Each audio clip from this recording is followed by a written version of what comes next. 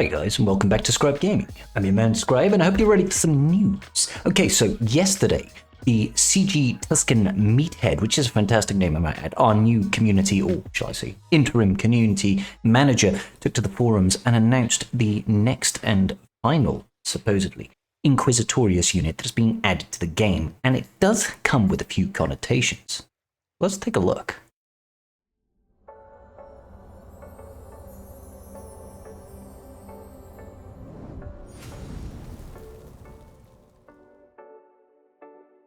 Alright, so I'm just going to be sitting over here on the right hand side of the screen for once.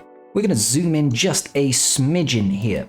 So, with the release of the next Inquisitor this week in Star Wars Unit Sneak Peek, players will finally have the ability to field a full 5-unit squad made up entirely of Inquisitorius units. Now, they did announce this on that Star Wars show on YouTube. We were only able to get a little bit of information there, not a whole lot, but we do have this little screen grab that I've got here. Oh, well, I better move over to the other side again. Let's just slide over here.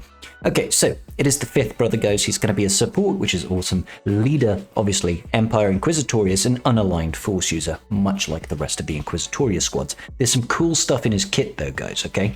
So, slow down opponents when Jedi grant themselves bonus speed. Note this is bonus speed, not necessarily bonus TM. So that's kind of an important distinction. If we look at it from, say, Bastila Shan's leadership, for example, gives 15% turn meter to all Jedi, whereas Jedi Knight Revan, his lead gives, what, an extra 5% speed per Jedi and Old Republic ally, right?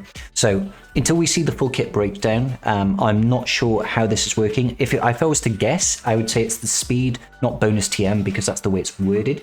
And we do know that these Inquisitorius are all designed to counter specific Jedi leaderships. So I think this one's more aimed towards Jedi Knight Revan, okay? So, Fear the Dark Side. Purge grants allies bonus protection and inflicts fear on enemies. That's pretty sick. Purge now inflicting fear on enemies is huge. Fear has got to be one of the best debuffs in the game. It gets around allies or enemies that cannot be stunned. Obviously, there are a few enemies in this game, a few units in this game that can't be feared as well. You know, we're talking about Galactic Legends. Certain legendary characters as well cannot be feared. But it's pretty thin on the ground. And of course, the ability to increase the cooldowns is huge. Okay, so, and Punishing Enforcer. Increase counter chance and deal devastating damage when enemies attack out of turn. Okay, so increase counter chance when enemies attack out of turn. What Jedi leadership gets a lot of attacks out of turn? I don't know. Jedi Knight Revan with his mass assist and his strategic advantage granted unique ability. Yeah. And devastating damage when they attack out of turn. I'm wondering if that's going to harken back to sort of Treya's leadership. Well, it's not even her leadership. Yes, no, it is her leadership. Apologies. Where enemies that attack out of turn take 35% of their max health as damage. Maybe this has a similar feature, kind of like a Treya lead. Pretty cool. And it also does say when enemies attack out of turn. It doesn't specifically state when Jedi attack out of turn. So this could still be another viable geo counter. Not that it's massively important, but it could also work against the likes of Mon Mothma teams, Imperial Trooper teams. Don't know, we'll have to wait and see until we get the full kit reveal. Unsurprisingly, their synergy suggestions is the rest of the Inquisitorius faction.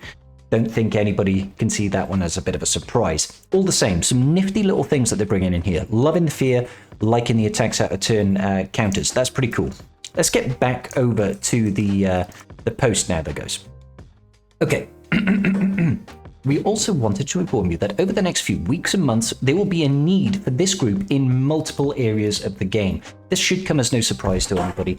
CG releases a brand new faction. They're obviously going to make them requirements for new events. What have we got coming up? We've got Conquest. We get 2 weekly Galactic Challenge events. Hey, check out my videos, guys. I give guides for those every week. So if you recall, I think it was when Beskar Mando came out and Bad Batch came out, like they were required for basically everything. Like we had Conquest feats around Bad Batch, we had Mandalorian faction requirements for every other GAC for a month. Wasn't that rough? So imagine more of the same. So now is the time to get your Inquisitor team ready to do battle. We'll see them in requirement locations in such as Conquest, Assault Battles, Galactic Challenges, and the Legendary Event. We know the Legendary Event is going to be for the Grand Inquisitor, and we can probably expect that to come soon. You know, it's only well, we know that next week we're getting this latest marquee coming. Give them a couple of weeks, and I'm sure the Grand Inquisitor will be dropping as a legendary event. So, you know, keep your eyes peeled for that one, guys. Now, obviously, this is kind of catering to those people, or sort of incentivizing people to whale on these characters at this moment. Even with these additional areas in which they're going to be requirements, I'm not sure if it's going to be fully worth like relic 5ing them, but we'll find out. So, 7th and 8th Brother will also be soon making their way onto nodes and shipments, and all Inquisitors will have their marquees rerun starting April 28th to May 10th, in case you missed it the first time around. I think this is great, guys. A lot of people do occasionally miss these marquees. New players miss out on marquees all the time. I think that they should take a moment to rerun old marquees just to help benefit the entire player base. Obviously, those of you that have run it are not going to be able to run the marquee event. You won't be able to re-earn another extra 50 shards. I wish. That'd be great. Okay, so what is needed to unlock the Grand Inquisitor? 5 Inquisitorius. So all of the Inquisitorius at Relic 5 is the requirement. Should come as no surprise, guys. Very, very similar to how Starkiller was run. Got the requirements, all Relic 5, there you go. The Grand Inquisitor event will only be active for a short period of time, so if you miss the initial offering, you will need to wait until it's active again to earn the Grand Inquisitor. Now, this is not a rule of thumb, guys, but we can put it down as a general rule. These legendary cadence characters usually come around once every 3 months. Don't take it as complete red, but it is roughly every 3 months these guys come around. They can come sooner, they can come later, but generally speaking, it's once every 3 months. So if you're not going to make it to Relic 5 in the next 3 weeks or so, or not, you're Inquisitorius, just wait the 3 months, guys. Just wait the 3 months, it'll be back. That does mean, yes, it's going to impact your performance in Conquest. I think it's highly likely that unless you've got a decent team of Inquisitorius, you're not going to be able to red box in future Conquest modes. I think it's highly likely that that's probably going to alienate a small amount of the player base. When it comes to these assault battles, I'm really hoping that what they're doing here is introducing a brand new assault battle to really pay back for everybody that has put money forward and invested and geared up the Inquisitors to R5. They should be able to compete in a challenge tier 3 brand new assault battle and earn themselves some new rewards. Bring us a new assault battle. Don't chuck them in as a requirement for an existing assault battle. That would be a little bit rude. And galactic challenges, it's just going to be a case of you can't red box unless you've got Inquisitorius faction. Okay, so why is the Grand Inquisitor event called a legendary character when it doesn't have the same requirements as previous legendaries? So previous legendaries, you didn't need like a specific set of 5. I believe previous legendaries you could have general faction. I mean, this is still kind of a legendary event. As the game adds more units, more acceleration, and frankly more of everything, we've had to reevaluate the entry requirements. Grand Inquisitor, with his Omicrons, will be able to change galactic legends, and so we want to make sure that power is earned in the game through strong characters. What they're saying, guys, is we make the rules, so shut up. Basically, that's the one way to look at it, guys. They're just saying if you want to have brand new characters, if you want new shinies, be prepared to relic every single new character that comes out. That's just how it is, guys. You've really got to make the assessment, or you can look to people like myself, other content creators that sort of, follow the trend of the meta, whether or not you feel it's worthwhile.